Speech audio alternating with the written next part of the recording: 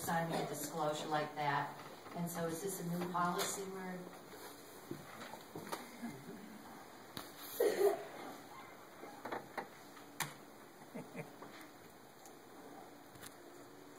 Well, I believe so, because we would sign forms that were from the PED, but apparently now that PED form is not going to be used or accepted, because I did sign one, and I was told that I would have to sign this Santa Fe Public School form. So again, there's contradictory information, and most of our teachers are held to that very high standard anyway. The New Mexico Administrative Code lists all of what our responsibilities are, and our license, make sure that we're following those things. We would put our license in jeopardy if we didn't follow the administrative code. So this to me just seems like a way for our district to make this even more anxious, our environment and what we're being asked to do. Also, the PowerPoint that went along with this was kind of different. That talked about some of the do's and don'ts of disparaging the test, whatever that means. It probably means what I'm saying now. But, I can't tell you why those things were different either, the PowerPoint and then this form. I guess I might like to have a review of that form, because as a former teacher, I find it offensive. These are professionals out there, and I don't like it if we're saying they're going to have criminal penalty. They know what to do, so we need to have a review and figure out why we're sending something out like that. Superintendent, if we could have that review. If you could make sure that in all of our boxes we have a copy of that form, a copy of that letter. Yeah, not a problem. Thank you. The next, any additional questions for Grace at this point? Or should we move on to the park presentation?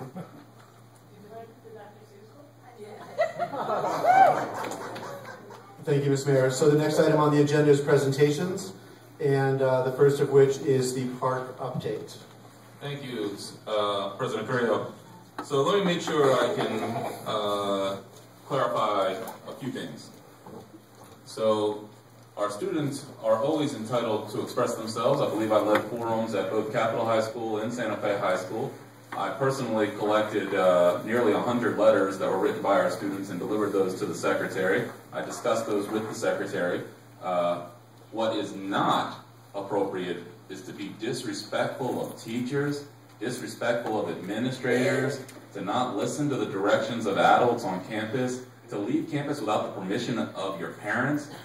In some cases, at least one case, we now have a youngster with a police record because of behavior that was displayed. That's never tolerable, nor is it ever expected of any parent in this community. The expectations that we have as a school district are the same as the expectations of families across this community. If a parent wants their child dismissed from school, they send their child to school with a letter. It's no different than when any of us went to school.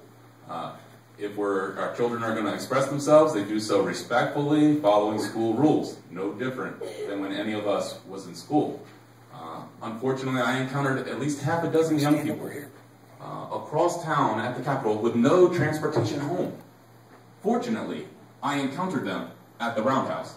I would hate to think how these young people are going to find their way home. So when you hear language about making sure that our young people stay safe and out of harm's way, that's the responsibility of every adult in this district. I take that responsibility seriously every single day, and I expect every adult, and I know every adult in our classrooms takes that responsibility seriously.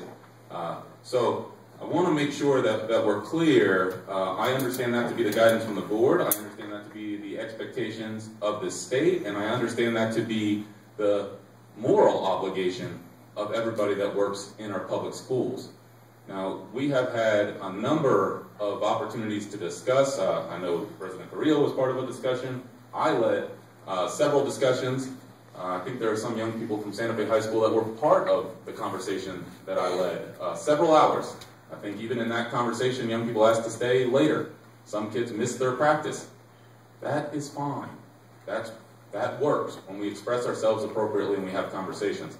I think, unfortunately, in some cases, young people have been provided with guidance that has led them to some behavior that defies the expectations of families across this community. And at all times, as adults, we have a responsibility to support our families, to support our parents, and to make sure that we're guiding our children in productive ways. I want to make sure that I'm completely clear here, because I'm hearing some odd statements actually coming to us. It's unclear to me how maintaining safety of young people, in some cases young people at 12 years old, maintaining the safety of young people, how that can ever be confused with defying someone their opportunity to express themselves. That type of language is where the confusion is being created. If a child comes to school and a family or a parent wants that child dismissed from school, then there needs to be a letter, and a parent, a guardian, needs to escort that child from campus. That's the same expectation across the history of time in our public schools. The same can be said when we have a young person who's engaging an adult. Respectfully. That's one of the trademarks of this community. We expect that to happen in our schools. We expect that to happen regardless of how a child is attempting to express themselves. Do it respectfully. Do it with a tone that shows that you have the desire to respect your teachers and your administrators. And I think that's the simple expectation that's been had across this school district. And I can tell you, and I think the entire community was saddened to see some of the behavior of our young people. Our goal is to create a pipeline from school to college. Pipeline from school to college, not school to prison. And in at least one case, unfortunately, that's what's happened. We've got to make sure that we do our part as adults to help our children with what I've called an important civics lesson. Let's help our young people understand how to express themselves on a policy matter that has a direct impact on them. This is a really valuable, teachable moment. Our teachers take it seriously, our principals take it seriously, and I can tell you they are doing a really good job of making sure that all of our young people have an opportunity to express themselves while maintaining the safety on their campus. We've got two of our principals here. I want to recognize Principal Descharmes and Principal Massey. I was talking to someone today and he was asking me this question. And what I said kind of relates to something else we're working on. We're really working to make sure that we have a community partnership where community members can be a principal for a day. And what I said is, sit in their shoes. Sit in their shoes for a day. For a day. Before we criticize the way that they work to manage the many unpredictable moments that come at them throughout the course of the year. I think somebody else made comments of even me yelling. You had several young people that were part of an entire gymnasium at Santa Fe High School that I engaged. I can guarantee you, none of them would have suggested that I yell. However, all of them would have suggested that I use the volume that auditorium or that gymnasium could hear. 150 young people. Now think about the volume you'll need in order to engage a gymnasium of 150 young people. All right, so I think it's important for us to have a productive dialogue. This is a valuable conversation, and we always need to do that in a way that continues a productive conversation. And so I really want to thank the good number of adults that have supported our young people. We have Assistant Superintendent Blakey is here. She was over at the Roundhouse making sure that our young people remain safe. Our Deputy Superintendent Abeta transported young people in her vehicle. Now, Lord, I'm going to tell you, I gave her the authority to do that. It was not the best call, but I had young people who were stranded at the Roundhouse. Now, there's no way else for me to get them home. So what I have to do is make a decision. What's the lesser of two evils here? To transport them in a private vehicle or leave them stranded at the Roundhouse with no chaperone? So we had to do that. We operate at the spur of the moment a good many times, and I can guarantee parents that I will do the same for your children that I would expect of anyone to do for my family. And I will continue to do that each and every day that I'm in this office. Now, the next part is about the concerns that were presented. Two concerns that I think were common across both schools. One was a concern about the test being too hard. The test being too hard. And I think the way I put it was this. This is not a test that we created. It was not a test that the state of New Mexico created. It is not a test that only New Mexico is participating in. So what is being told to us and what is being broadcasted, that this is the most challenging expectation, where our schools should be, and schools across the community. Superintendent, I'm sorry to interrupt, but Vice President Price had something that she wanted to I'm sorry. One of the, as many people in the community know, I have always been and continue to be an activist.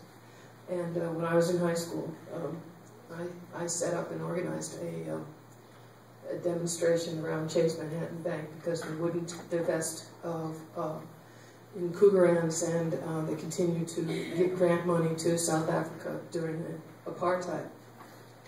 I just want to caution and say that I was escorted into the the principal's office, Dr. McNeil, and he threatened me. He later denied that he threatened me, but he said he would see to it that I would not be able to get into any accredited college in the United States of America. So I called my local school board member. I called a number of newspapers and a minister, a very prominent minister in New York. And I let them have a meeting with him. He denied saying what he said to me. The unfortunate thing here is that the kids were not organized. I was organized. My high school is large and started at 7 o'clock in the morning and went till 5 o'clock at night. So it was easy for me to set up pickets during people's study hall or during lunch. Lunches started as early as 10 in the morning because the school was so large. So I just want you to please talk to your administrators. And these things do happen to young people, and sometimes they act out. I was trained, right, how to resist, how to be nonviolent. All of that was part of my training and from when I was very young. And yes, we had to be civil. So I understand that. Now, I am concerned also if students are being suspended for their actions. That troubles me some.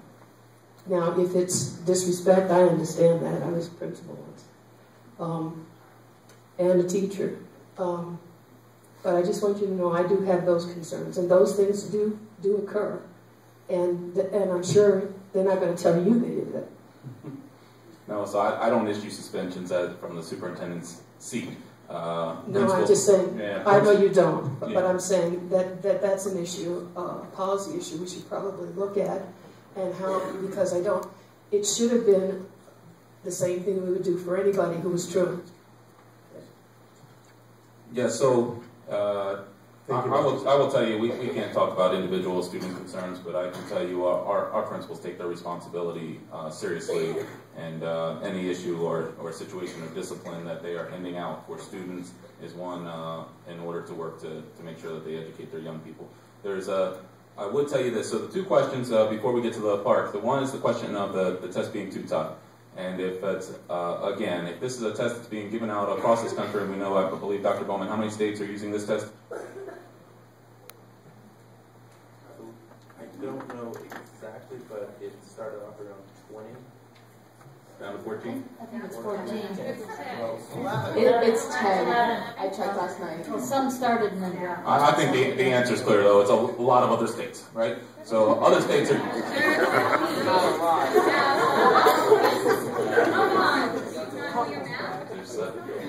So you've got other states. I'm going to... President Correa, we're gonna get there. But this is, other states are giving it. There's another consortium of other exams. The standard that we want in this state is going to be the highest standard. Now, I've never done this test before. Neither of our students have taken this test before. Do it. But if you're taking, thank you, sir. I will take that up. Take you up. All right. What we're going to do is make sure that we're holding the highest standard, and our children have shown that they're going to rise to that occasion. Now, I haven't, again, taken this test, and the students haven't taken this test, so we will see as the outcome of this test But the question of too tough, I don't think is where we want to be when there are other states raising the bar to this level. The second conversation is about, are there too many tests? And I think that conversation goes beyond this particular test. I think that conversation goes beyond this particular test. Is this the straw that somehow broke the camel's back? Perhaps. But that's a broader conversation than this particular test, and it's a conversation that we do need to engage. I will tell you clearly, for some of our young people that are part of certain learning groups, English language learners, special education at certain grade levels, it's clear that we've got far more tests than we need when these are young people that really need to be in the classroom and need to be learning. Now, the remainder of the presentation here will share with you, again, non-editorialized facts, as we know them, about this particular test, which is, we call it an update because we've gone through many of these before. I would request of the board that while this information may not be too new to you, that we move through all of this information so that we can have this available for the community. We'll do that, and only before you begin, I would say that the third question is how the test is used. I know that, but you said the 3 issues. The third is how it's unfairly used and unjustly used to grade teachers in schools as to their progress. And I know that SB 205, I'm not sure if it got out of public affairs today, but that was to delay the use of the results for 2 years. And that was something that was spearheaded by Santa Fe Public Schools and Albuquerque. So that's the third big issue, I think, that really has people rankled, and teachers especially, that it's unjustly and unfairly used. Yes? I would say there was one other big question that came out of the audience, and maybe it'll be answered in the presentation, but that's the confusion around whether folks have the right to opt out or not. In consequences, I have that down here. And there has been a good deal of confusion about that, and our understanding was there is the right to opt out, and therefore we put the form on our website so that they would have access to that form if they chose to opt out. But then the letter that went out from the secretary to all the superintendents in the state said there is no right to opt out.